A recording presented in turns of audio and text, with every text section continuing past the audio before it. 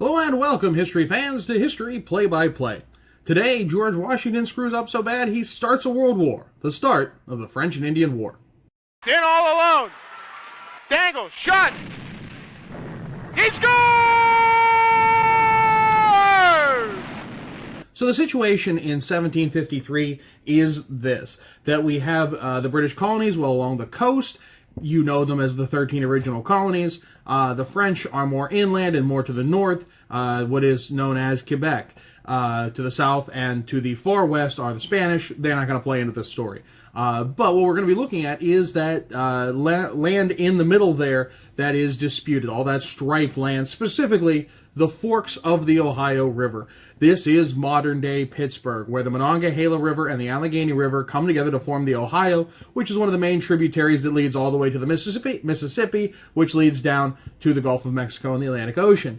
Waterways are extremely important. They always have been in human history, and not just for setting up cities and civilizations. You always need a water source. However, this is more about freight, because whenever you're transporting things on water, the water's doing most of the work. It's doing the lifting. All you got to do is give it a push, and on a river, you don't even have to do that so much. So, water is extremely important, and controlling the forks of the Ohio means that all of that stuff coming from Pennsylvania, coming from what is now Ohio and West Virginia, can be shipped down the Ohio to the Mississippi, to the Atlantic, out to Great Britain much, much easier than trying to carry it over the Allegheny Mountains to the East Coast, to the ports like Philadelphia, to send to Great Britain. So the river is what's most important. And we're going to be talking about the forks of the Ohio, which is modern-day Pittsburgh. Specifically, Fort Duquesne, which at this point is just under construction. Fort Duquesne would be the basis at the point where the Allegheny and Monongahela River meet to form the Ohio River, which goes on to the Mississippi. It's called the Point in Pittsburgh, and you can see what it looks like today. But back then, it was the Fort Duquesne was starting to be built, because if you could control that point, nothing is going to get past you without your permission. You're going to be able to fire on any commercial vehicles that are coming from either of those rivers, and that way you can be able to control that traffic, control the trade, and control the taxes. If it's yours, only your ships are going to get by with your permission. So in 1753, Virginia Governor Robert Dinwiddie wants the French out. He wants the opportunities for Virginia to be the stuff that's not along the coast, not the Tidewater, the Piedmont Virginia, to be able to have some of that access, especially from the Monongahela River, which goes well into what is now West Virginia. And so Dinwiddie wants the French out of that situation. He wants that to be British. So in order to find a way to, he's like, well, if I just tell the French to get out, they're not going to get out. I have to find some kind of legal way to spin this to make it so that I have a claim, the British have a claim to get the French out. How can I legally swindle this away? And Dinwiddie does what so many did at the time. He looked to the Native Americans to solve this problem by cheating them, for lack of a better term. He thinks who really owns that land, in a very British sense of the term. And so he makes a deal with some native tribes who have ties to that area. Even then, it's tenuous, these American Indian tribes and what regions and so on. Basically, Dinwiddie doesn't care about the actual things involved. He cares about the appearance. He cares about having a claim, and he's willing to do whatever it takes to get that claim. So he makes a deal with these Native American Indian tribes in order to take this land where Fort Duquesne is, modern-day Pittsburgh, Forks of the Ohio. The thing is, they're not going to read about this in USA Today. They're not going to see it on a blog or on Twitter or anything like that. Someone has to literally go tell the French that this deal has been made. Someone sold their land out from under them. They need to leave because it's no longer their property. And that requires someone to literally take a letter and deliver it to Fort Duquesne in order to get that done. That person is George Washington. At this point, he's just a 21-year-old. He's a surveyor. He's friends with the wealthy Fairfax family, which Fairfax, Virginia, is one of the larger and more prosperous counties right on the border of Washington, D.C. You might have heard of him. Anyways, he's friends with wealthy people. He comes from good places. His brother Lawrence, his older brother, was an officer in the British Army. And that's what George Washington wanted the most. He wanted the honor that came with being an officer in the British Army. And he really loved to look up to his brother. Lawrence Washington was his hero for so much of his young life. And he wanted to get there. So Washington enlisted, which is very different from being an officer, and he was trying to work his way up to get a commission. He's young, he's ambitious, he wants these chances. And so when he's picked, he is going to walk first from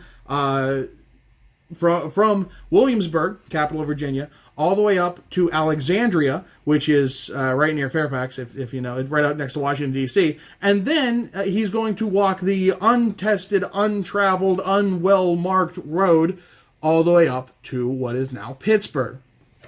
That's 250 miles, give or take, and to walk it ain't easy. That's a 4.5 hour drive today if you're following speed limits, so imagine doing that on foot.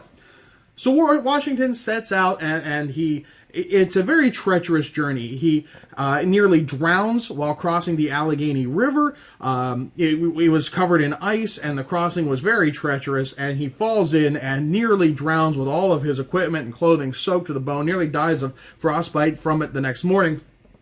It's a mess. He also has his Native American guide, Tanacrisson, who is translated as Half King. Perhaps is what you've heard more. I don't really know where the curriculum stands on that kind of stuff now. Tanacrisson, or Half King, actually turns on him and tries to kill him at one point. It is a treacherous journey. When he gets to Fort Duquesne, as it's being built, he hands over the letter from the British saying, "Hey, this is our land now, get out." And the French predictably say, no, they're not going to leave. It's their land. They settled it fair and square, and the British are not just simply going to take it. They're not going to leave. So Washington has to take this all back, and more of these ridiculous things happen to him. It's a very, very tough, arduous journey to return this letter to Dinwiddie saying no. Along the way, George Washington will keep a journal. It gets published after the fact. George Washington becomes a household name, especially in the American colonies, and he's heard of back in Britain. It's kind of a big deal. I had to read it in the 6th grade. It actually is pretty good. So if you get a chance, take a look at this. So George Washington then is sent back. Dinwiddie gives him 400 men to go and encourage the French to leave. And when this happens, they come upon a small force of French soldiers about 75 miles away from Fort Duquesne. They're on their way to Fort Duquesne. They stumble upon this group. And George Washington, being young and wanting action and wanting glory, they end up attacking this small French group. And what they don't learn until after the French group is absolutely slaughtered is that this was a diplomatic mission to go to Dinwiddie. That a man named Jumonville, if you want to Americanize, that's what they call it in what is now Jumonville Glen, outside of Pittsburgh. Jumonville is killed. They realize he is just the messenger, and that doesn't look bad. You know how you say don't shoot the messenger? Well, George Washington shot the messenger. Not exactly. Okay, one of the people under George Washington's command shot Jumonville while Jumonville was found there wounded and dying. The story goes that one of the American Indians with the British group bashed Jumonville's head in and washed his hands in Jumonville's brains. Either way, it's not good. George Washington is given the overall blame because he was the commander of the whole thing.